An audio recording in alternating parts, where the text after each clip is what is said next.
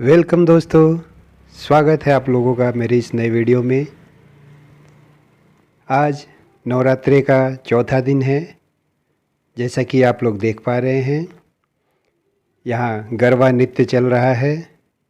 यह दृश्य मेरे घर के पीछे स्थित लक्ष्मी नारायण मंदिर का दृश्य है, जहाँ पे लोग पूजन पाठ के बाद अब गरबा का आनंद लेते हुए, नवरात्रि का दिन ऐसा समय होता है जब सभी लोग अपने गम को, दुख को भूल के माता रानी के पूजन में जुट जाते हैं।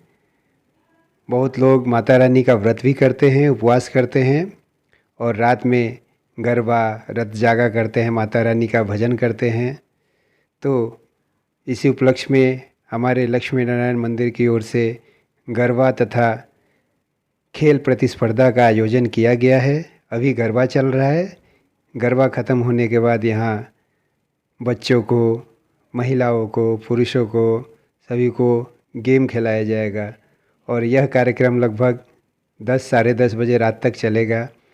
तो अभी गरबा हो रहा है, देखिए आप भी थोड़ा गरबा का आनंद उठाइए। पंखिणा ओ पंखिणा,